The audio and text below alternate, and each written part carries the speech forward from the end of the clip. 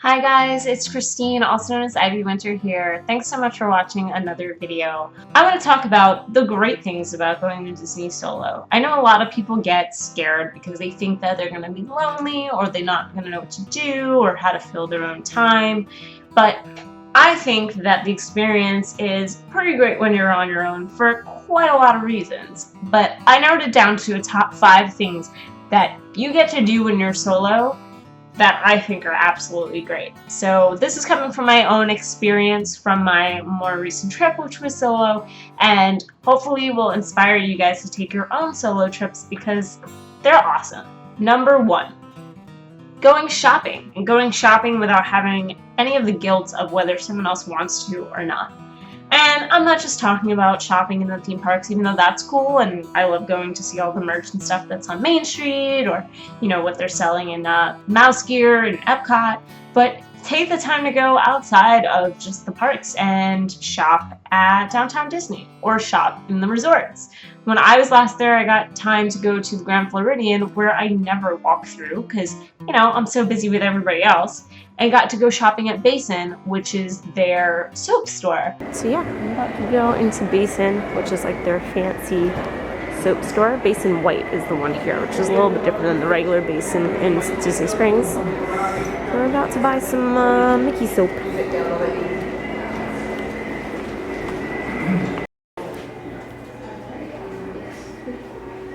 I good now? No, yeah, do it for like, you're gonna do it for 30 seconds. A minute. 30 seconds. Oh, a half minute. That might not be something that most of my group would want to do, but because I was by myself, I got to take the time to go over there and relax and shop and just enjoy myself. So yeah, shopping without the guilt of someone else not wanting to be there, without feeling like you're dragging someone else around, or without splitting up your time for what other people want to see, is kind of great. Number 2 is self-pampering.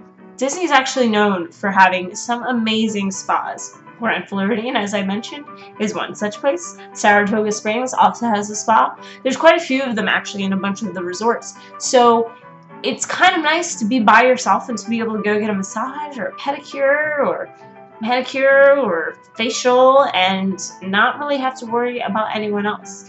You know, you can kind of go and decide to spend that money. Maybe someone else would, you know, be a little put off and say, yeah, it's a little too expensive. I don't think it's worth it. And that might deter you from going because you don't want to split up with your group. But if you're by yourself, you can do all the self-pampering that you want. So I definitely highly recommend taking advantage of a spa day just for you and not having to worry about anyone else. One of my favorites, sleeping in late or getting up early. So I feel like a lot of times you want to plan your schedule around other people. And if you're an early riser, but the person that you're with isn't, it can be a struggle to get them out the door. And then you kind of feel like a jerk because you pushed someone out the door when they were tired. But if you stay and you wait for them, maybe you're leaving 2 hours later than you want to, and then you're frustrated because you wanted to get to the parks earlier. And on the flip side, you could be the person who wants to sleep in and they want to be go, go, go. And so to make them feel better, like they're having a good time, you might sacrifice some of your sleep to go with them. What's nice about being by yourself is you can do whatever the heck you want. I got up early on the days I wanted to get up early because I personally enjoy getting to the parks early enough that the crowds are minimal. But if I was really exhausted and I wanted to sleep in, it was great to know that I could do that too. It's also great to know that I can go back and take a nap anytime that I want to. And again, these are things you can do with groups, but it's just so much easier to make those decisions by yourself. Number 4 is ride rides as many times as you want.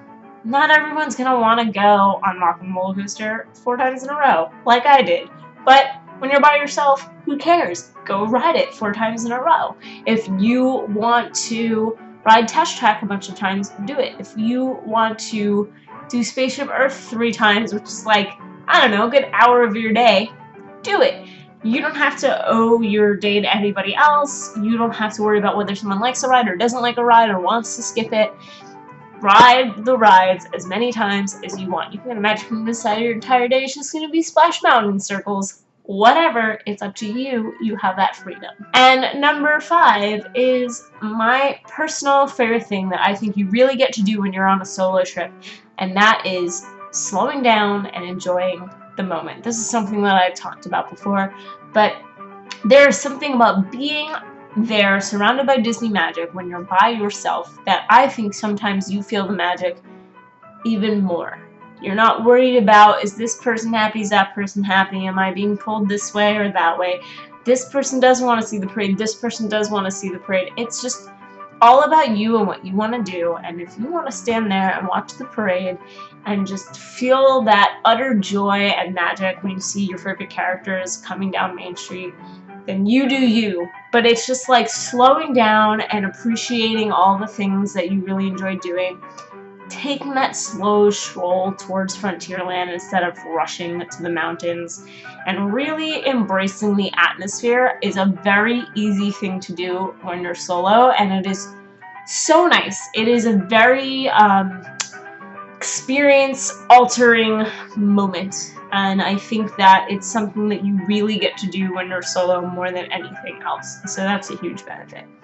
Now, I'm not against going with groups, and I do it all the time, and I love being with friends, I love being with family, but if you ever were afraid of what is the benefits of going solo, maybe it's not worth it, I think it's totally worth it. I think all 5 of these things plus more is worth going by yourself. So they're very different experiences, I love them both, but if you've been thinking about going solo, these are some of the top 5 things that I think you can do solo that are just fantastic. If you have any other questions or thoughts on Disney solo trips, please let me know in the comments below. You can also tweet at me at IvyWinterYT. I am always there to have a great conversation with you guys. Thanks again, as always, for watching another video. If you want to see more like this, please subscribe. If you want to see video game stuff, please subscribe. If you want to see the one random one-off vlog, please subscribe. All of that kind of stuff is here, so subscribe for what you want to see. And there are videos of all kinds every week, so you'll always have content catered to what you want to see. And I hope you have a great rest of the day. Bye!